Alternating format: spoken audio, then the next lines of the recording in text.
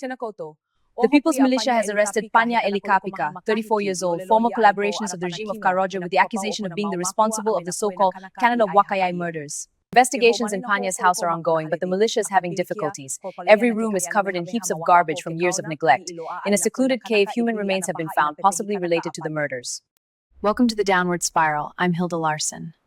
Tonight, I'm going to interview Sulani's most prolific serial killer, Pania Elikapika, the cannibal of Lakoyai. Of all the Sims I've interviewed, I found Pania's story to be particularly unsettling. According to the Sulanian militia, she killed 20 Sims, including her own parents and a family of 3, dismembered their bodies and committed cannibalism. Pania didn't have an easy life. She got smallpox when she was a child and began to be bullied and abused. But nobody helped her, and so she began to lose her mental sanity. She began to lose touch with reality. Pania killed and ate Sims because she believed it to be in contact with a supernatural creature from the Sulanian folklore, a siren. The islanders call her Kalamainu Hiona, the shark woman. It's believed to be an incredibly beautiful woman with shark teeth. The legend says Kalamainu lures Sims with her beauty, seduces them, and then she kills and eats them in order to remain young and beautiful. Pania is also a fervent nationalist, having supported Karajo's regime without ever showing any regret about it. Her extremism has been most likely dictated by her past of trauma and abuse. I find this to be particularly disturbing because she used to be a perfectly normal girl who turned into a deranged maniac in a matter of a few years. So she killed innocent Sims to offer them as a sacrifice to this entity, in order to let her turn into a siren and become beautiful and powerful. In her deranged mind, Pania Elikapika associated Kalamainu Hiona to the mysterious woman who accompanied Kara during his public outings. It's likely to believe she associated to her because nobody to this day has ever identified that woman, nor she was ever seen again after the regime was overthrown. Nobody knows her whereabouts, but she was a regular Sim, nothing supernatural. Yet, in Pania's mind, she was a siren. After her arrest in 1984 due to the discovery of human remains in her house in the outskirts of Wakayai, Pania was sent to the Sijao psychiatric ward, where she's serving a life sentence. But she is not only known for her serial murders. During the brutal dictatorship of General Lanakili Roger, Pania worked as an informer for the IRAA, the political police of the regime.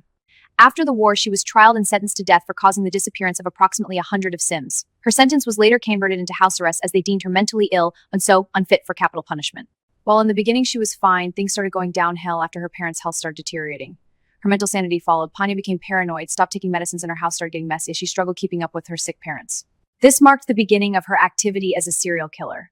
The Sulanian authorities believe she murdered her victims between 1983 and the end of 1984 when she was arrested.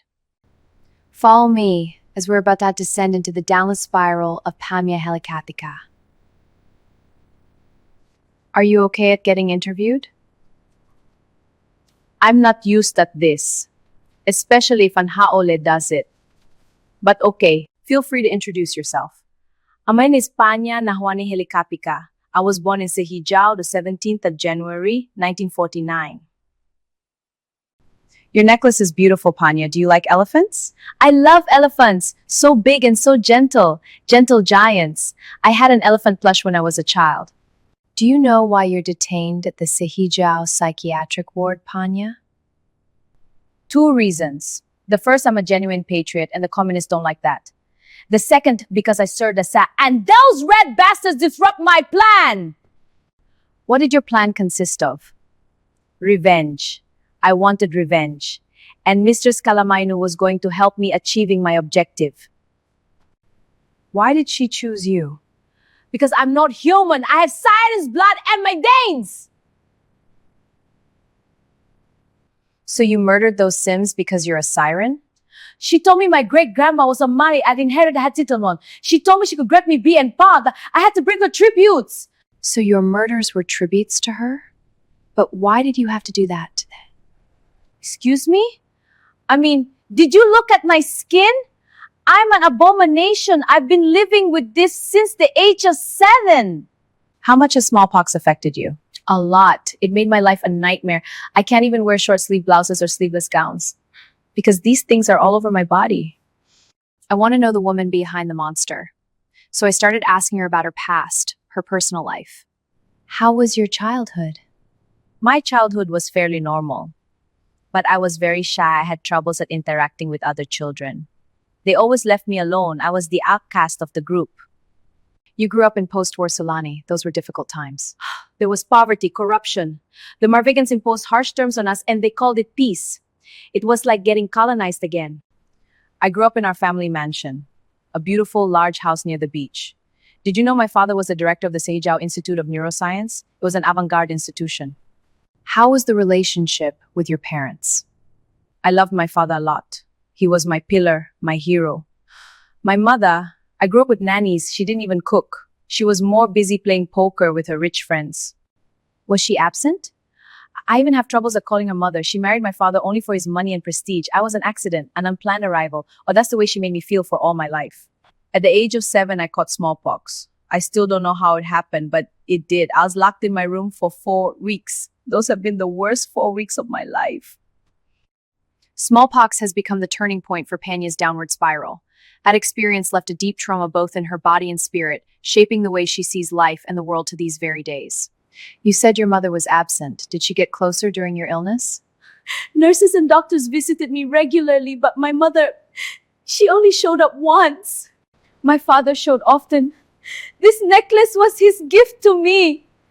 My mother never told me I love you.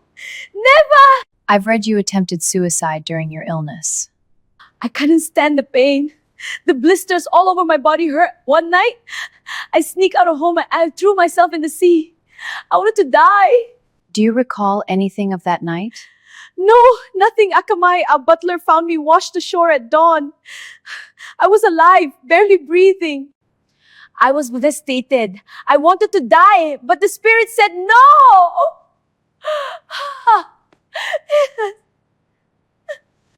How did your parents react? My father quickly returned to Wakayaf after he found out. My mother cursed me. My father wanted to hug me, but he couldn't. Did your relationship with your mother change after that event? She started calling me names. She said I was slow, that I wasn't worth of being her daughter. According to her words, she never received affection from her mother, unlike her father, to whom she was attached to. But after smallpox, things started going downhill for her. Then you healed, and you went back to school. That's when my nightmare began. They coined a nickname I'm carrying since I was a child.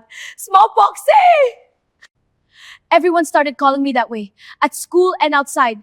They started running away because I was around, as if I was infected. During classes, nobody wanted to sit with me. I was always alone. Children can be cruel when they see someone different. It was the new normal for me. I started getting used to it, even though it hurt. In 1957, General Rogers seized power in a military coup.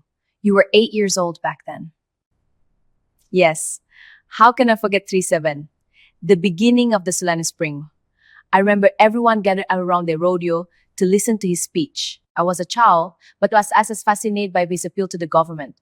On behalf of the Sulanian people, for the spirit's sake, please resign. Unforgettable. My mother, Akamai, and the other servants were concerned. But I was fascinated. His voice genuine, honest. He spoke to the heart of the people. The right sim at the right time. They didn't hesitate to let him take power. Ka Roger developed a strong personality cult. He was the only one who could make Sulani great again and keep us safe from the communists. Now, my island is a colony of the UFSR. Why are you afraid of communists, Pania? You come from the UMC, you preach about freedom, right? We've been oppressed by your very country. Why should we switch from oppression to oppression? We were finally free from the ties of Marvega, as well as free from the Semoviet threat. We needed to rebuild our society instead of following a fake democracy imposed to us by the winners. In 1965, you were 16 years old. You joined the Circle of Will, and so your political career began. I wouldn't call it a political career. It was a service to my island, a civil service in a way.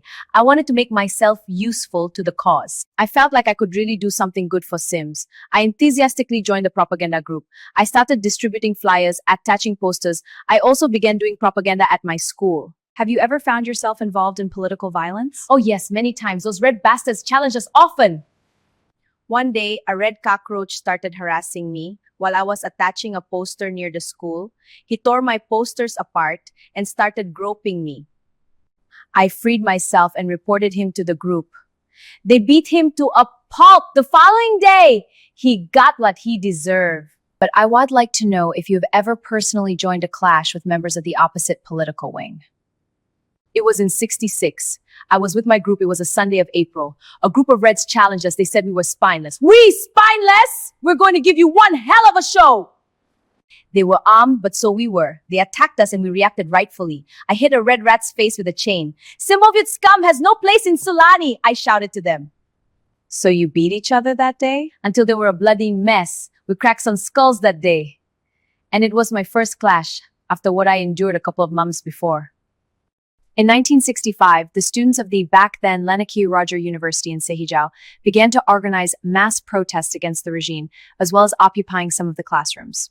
In a matter of weeks, what started as a students' protest spread across the entire island, turning into nationwide riots. Karajar sent the IRA with the support of the army in order to suppress them. He only gave 2 orders: arrest and shoot on sight. So IRA agents arrested any SIM involved in the protests, as well as beating protesters and shooting unarmed civilians. This signed the beginning of the Sulanian Civil War. Pania and her group of extremists reveled in the riots, beating anyone who was suspected of being a dissident.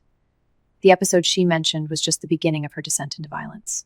What's chilling is the way she described them. She sees her brawls as a cleanup activity to get rid of communists, but this seems to have originated from a sexual violence she endured some months before that episode. What happened a couple of months before that event?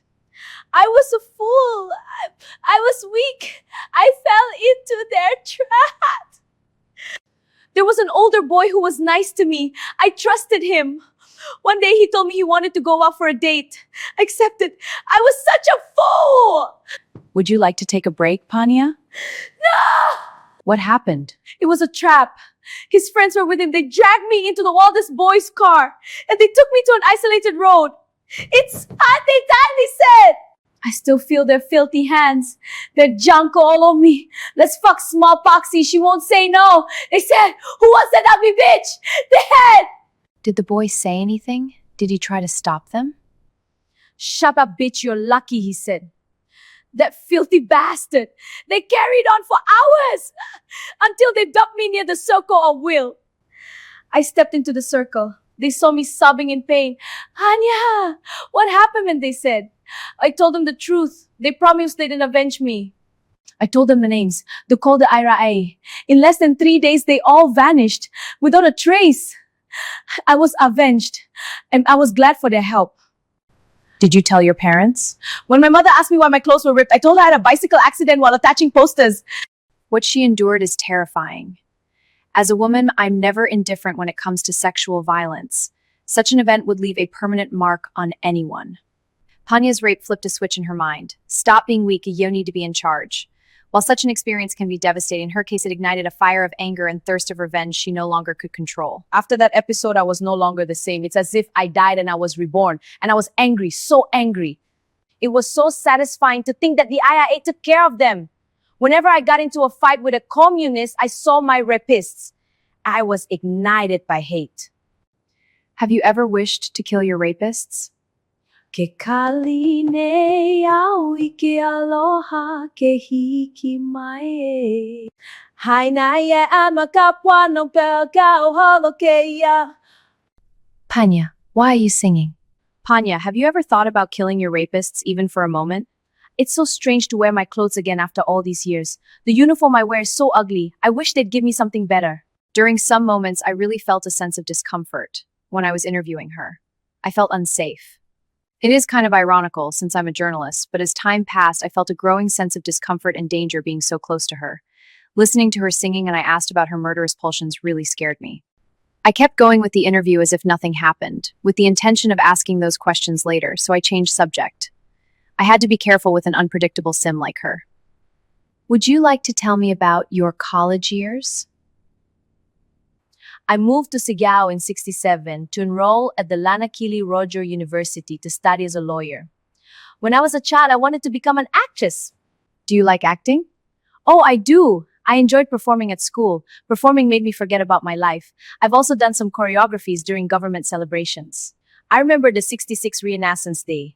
Huakayay Circle of Will was invited for the celebrations in Sehigao, and I was invited too. We dressed in traditional clothing and made a fire dance for the general. It was so amazing. They also took a picture of me performing. They removed my scar. I looked so beautiful. I wish it was real. I look like a real girl in that photo. unlike the monster I am. Was your idea to study law? I was good at speeches, at least that's what they told me at the circle. My mother was against the idea of me acting, so it was a second choice. Were you good at your studies? I did my best, but my mother's refusal to not let me pursue my dream really affected me. She was a champion at shattering What about your social ambitions. life? I met a couple of students with my same beliefs and even made a couple of friends, but I was mostly on my own. Most Sims saw my scars and just avoided me. Did you stay in a dorm or you lived in a shared apartment? A dorm. I shared it with another girl, a certain Kahawai. She was a bitch. I hated her. Did she mock you? She was naive and obsessed with makeup. Her boyfriend often sneaked in the room at night. I basically had no peace. You were 18 years old in 1967. When did you start working as an informer? I think it was the following year. I finished a class and I was in the corridor when I was stopped by a man with sunglasses. He said, "I know you're a circle member. We appreciate your work. Would you like to help keeping our island safe?" I was intrigued. He gave me a leaflet with a phone number. He said I should have called that number whenever I saw anything strange. I slid the leaflet in my wallet. I was thrilled. Tell me more about your informer activities. I started being very vigilant, but not too much, so the others wouldn't notice anything strange. I checked out everyone acting suspicious. I took notes of their habits and what I could hear. Then, when I collected enough material, I made excuses to talk to them. When I had their names, I called the IRAA, and they took care of the rest. What kind of Sims did you report?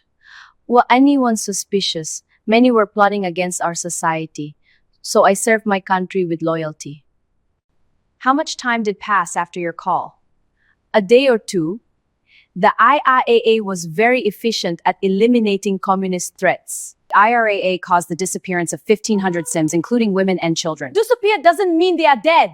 The Sehijao court sentenced you to death for the disappearance of— Liar! I don't recognize this illegitimate communist regime. Are there bodies? Any proof of their death? No, nothing has been found. I follow the Ohana principle. He who betrays his tribe must pay. Pania, calm down, please. I am not going to cause you any harm. During the 20 years of existence of Ka Roger's brutal dictatorship, men, women, and even children vanished without a trace. You even could become an enemy of the regime if you didn't bow to Ka Roger's portrait in public buildings. The IRA, the political police during the regime, arrested Sims without a permit, and they were known to have caused the disappearance of almost 2,000 Sims, including some foreigners. According to the declassified documents released by the new communist government, IRA agents drugged Sims, tied them together, and threw them off airplanes. They even coined a term for this kind of execution, the dove's flight. They also tortured Sims who were considered opposers of the regime, using electricity and waterboarding, and often they died before they even got the dove's flight treatment. Are you calm now, Pania? You're probably the only Haole I'm enjoying talking to. I like this place. The psych ward gave me a special permission to bring you here, to make you feel more comfortable. I hope this interview won't be released. I don't want my mother to see it. Do you still see your parents? Very often. They come in my room. But they're not how they used to be. They're different. They're worse. Could you explain? My father has no head, but he still talks to me. My mother's face is disfigured. She screams and acts mean to me, and she gurgles. So you see your dead parents in your cell? All I wanted was a normal life, to not think about these damn scars, to go to the beach just like all the other Sims. I hear a curse. I just wanted the pain to stop. Can you tell me what's your downward spiral, Pania? My entire life is a downward spiral. I had a hope. One single hope. They took it away from me! When did you see Kalamainu for the first time? 1982. I was sleeping in my room. I suddenly opened my eyes and I saw her standing in the darkness. I thought it was sleep paralysis, of which I suffer sometimes. Until she called me. She told me she had a great plan for me. She could get rid of my scars. Did she look like this woman? Yes! It's her! She's Mistress Kalalainu! It's her, I swear! Do you believe me now? I'm not crazy. I met her. I talked to her. She commanded me to do what I've done. She promised me I'd become a siren. She was the woman who accompanied Ka Roger during his public appearances. Her identity is unknown still to this day. You're telling me she commanded you to kill and eat Sims? I'm not a Serakya! I said, Mrs. Kamayo! She was an ancient siren, as ancient as Arihi. I saw her real form. She had the teeth of a shark. Her eyes glowed in the dark. She protected Karaja. That's why she never spoke. She picked me because my great-grandmother was a siren. She was going to help me getting my revenge! Pania became completely delusional at this point. She began saying that she would get out of the psych ward someday to finish her job. She also threatened me, calling me a hale, a derogatory slur used for non-Sulanians. I kept calm, but she was out of her mind to the point one of the doctors quickly injected her some medicine in order to calm her down. We took a 30 minutes break in order to let her get into a better state. Remember when she said she sees her parents in the cell? She sees in the same exact day they were found. She beheaded her father and maimed her mother. Chunks of their flesh were missing, the signs of her teeth on their bodies. Their bodies were found in the basement of her garbage-filled derelict mansion. She lived with her sick parents completely unattended, because the butler and the servants left in 1980, after she kicked them out of the house. With nobody keeping her mental health in check, Pania's house began to decay and they cut water and power, making her living in filth and squalor. Nobody checked her out and the lack of medicines worsened her mental health further. Thanks to her father's pension, she managed to buy groceries and keep a low profile. She let nobody visit her house, and she even threatened everyone who wanted to help her. As time passed, I noticed Pania alternated moments where she was lucid, to others in which she was delusional. I changed my approach to a more assertive one, because I wanted her to answer to the questions which hurt her the most, and so pressuring her to admit her crimes. When did you start killing Sims? Do you remember your first victim? According to the militia, you killed 20 Sims, including a family you assaulted and dismembered in their house. What led you into cannibalism? First and foremost, I'm not a serial killer. I had to provide fresh meat to Kalamainu. I couldn't refuse. Look at my parents. She did that. You're basically saying a siren with incredible powers maimed your parents with a hatchet, right? I don't know, maybe. When she was on surface, she had her sin disguise. How can you explain the signs of your teeth on their bodies? The missing chunks? Was it all Kalamainu's work?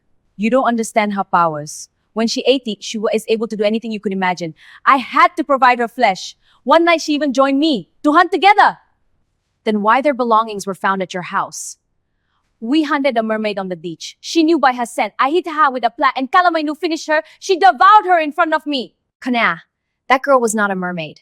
Her name was Makamai Opanui. She was a store clerk who was just taking a stroll on the beach at night after the end of her shift, and she was unlucky enough to meet you. I came out of hiding and I picked a discarded plank. I hit her head. She still had a tail. Kalamainu ripped her guts open and began eating her. I know what I saw. The court psychiatrist diagnosed you with schizophrenia, delusional disorders, and Le Carré syndrome. Forensic analysis on the corpses found no other genetic traces other than yours. Kalamainu Hiona is you. She was strolling on the beach. Kalamainu began chatting with her while I was hiding. Then she proposed her a bath. I saw her transform! I saw the tail! Pania, it is all in your head. There's never been a siren. You killed Pania. The change of approach led to interesting answers. While she still refused to acknowledge her crimes, she gave me more information about her counterpart, the one she calls Kalamainu. Kalamainu is her evil side, pretty much. She's split in two. Hanya, the victim, the abused woman, and Kalamainu, the evil, cannibalistic side. Her delusion even led her to see other sins as merfolk, dehumanizing her victims completely and turning them into something else. Food, supernatural beings to offer as a sacrifice. The way she acts is typical of Le Carré syndrome. They refuse to acknowledge their actions and they accuse someone or something else of their wrongdoings. This, coupled with her schizophrenia, makes her an extremely dangerous sim. When she started singing again, I didn't know how to react. A mentally sane sim might do that as a front, a way to avoid answering questions. But on a sim like her? The doctor who injected her the medicine before told me I must be afraid when she starts singing, because she does that before assaulting sims. He said she acts like a rabid dog in those moments. It's clearly obvious Pania is a dangerous woman if left unattended. I chose to interview her in a bar because I wanted to make her feel normal, comfortable, hoping this would make her more open to being interviewed. I'm starting to think it wasn't a good idea. Here's a report on Pania's behavior at the psych ward before she was put in isolation. The patient is extremely aggressive. She refuses to interact with other sims and often stares at the wall. She's a control freak and always curses communists and Hale when she watches TV. She repeats she is a half-siren and that she must complete the ritual in order to get her revenge, and she claims to speak with Kalamainu Hiona, the shark woman of the Sulanian folklore. She often assaults Sims, acts like a rabid dog, growling, scratching, biting, and mauling her victims with an almost superhuman strength. She tore the ear off a fellow patient with her teeth, and she chewed it. Isolation and sedation is necessary. You heard correctly. She is the one behind those horrific murders, and the investigation proved that she did everything by herself. The doctor later told me I was lucky she didn't assault me. She hasn't done that only because 2 armed militians were watching her. But the time isn't over yet, and I still have several questions to ask her, including some painful ones. Would you like to tell me about Haulani Haukia? Why? Why are you bringing that name out? Why? Why are you bring that name out? Does talking about him hurt you?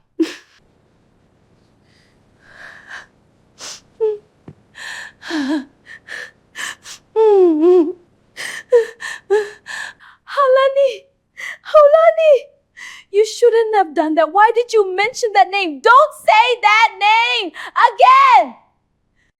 I'm sorry if I hurt you, Pania. I just wanted to know more about your relationship with him. We used to attend to the same classes. I was just Pania. He made me feel normal. I had feelings for him. He didn't care about my scars. He was the only one I could really be vulnerable with. And I lost him. What happened to him, if you want to tell me? We got very close. He bought me flowers. We met at the cafeteria during breaks. One night during one of our dates, he even told me, "I love you, Pania." One night he invited me to his apartment. His roommates were away. We got intimate. As I was in his embrace, I saw something peeking out of his bag. It was a leaflet of the Red Berets. I quickly stood up and asked him why he kept that leaflet in his bag. He didn't know what to say. I got dressed and ran away. I felt violated. I felt dirty. I was betrayed. I loved. What happened afterwards? I was torn between my love for him and my duties. You told the IIA to arrest your boyfriend? I didn't sleep that night. I turned in my bed until dawn. And the following day, after lessons, I went to the nearest payphone. And I called the IIA. I wanted to save him. I didn't want them to hurt him. My colleagues told me they beat him with truncheons before they dragged him away. He said he wanted to give me one last kiss.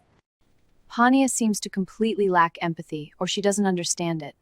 She reported her boyfriend to the IRA because she found a propaganda leaflet of the Red Berets in his bag. She realized the mistake she has done only when it was too late. It's likely Haulani Haukia was tortured and executed the same day of his arrest, following the same macabre pattern all the other victims of Karaja's regime. Pania doesn't like to talk about Haulani, because thinking about him makes her realize the tragic mistake she made. Have you ever regretted what you've done regarding your informer activity? Regret? Why? I served my country, my tribe. I see no reason for that. Even your boyfriend? It was a mistake, but it was necessary to re-educate him. I would do that again if I could. About your victims. The official count is 20, including your parents. 17 were Sulanian, while 2 were foreign tourists, a West Sarbodian and a Nazarian. How did you approach them? I just talked to them, like I do with any other Sim. And then I brought them to the cave. And Mr. Skalamenu did the rest. So you're saying you did not kill those Sims? Of course. I'm innocent. I was being commanded by Kalamainu for the ritual. So it was Kalamainu who mauled, killed, and dismembered those Sims, including an 8-year-old child who was found eviscerated in his bedroom? Akamai promised me he'd take me to the zoo. My mother said no, that it wasn't safe for me. I've never been at the zoo. The parts of your victims were found scattered in that cave in the outskirts, while other parts were found at your house. Some were half-eaten. Kalamainu was hungry. She came from Sejao almost every night. The more flesh I provided her, the stronger she would become. It was necessary to complete the ritual, so she could finally turn me into a siren and get rid of my scars. Have you ever eaten human flesh? I tried, but Mistress Kalamainu told me I wasn't ready for that. When we hunted that mermaid together on the beach, I tried to join her when she was feasting. She growled at me and pushed me away. Mermaid flesh is toxic to halflings. You've just said you ate Sims, Pania. You've eaten human flesh. I said I tried! I tried and failed! I wasn't ready for that! What do you mean by tried and failed? Talking to her made me really wonder about how much trauma can irreversibly damage a Sim's mental health. and her sanity is severely deteriorated. Could you tell me about your daily routine before your arrest? It was a nightmare, a recurring nightmare. Except I was awake, a nightmare I couldn't wake up from. Communists poisoned my father and most likely my mother too because she lost her sight. I had to take care of them every single day. Every day the same routine. Wake them up, wash them, take them to toilet, feed them, go out and be careful. You had no power nor running water at your house. How did you take care of yourself and your sick parents? I used to take my father's car to go grocery shopping, but then it broke and I was forced to go out on foot. I had to go out at night because they mocked me. They kept calling me names. Watch out, smallpox is coming. When the militia entered in your mansion, they found it in a disastrous state with heaps of garbage and clutter. They took 4 days in order to remove all the garbage from the house. Why were you living like that? Red cockroaches. They broke into my house multiple times. They ravaged it. I tried to fight back to keep it clean. Nalani Mahiyay was among them too. That loon. You mean the Sulanian conservationist and former guerrilla fighter? A communist scum. She's the opposite of sulanian values.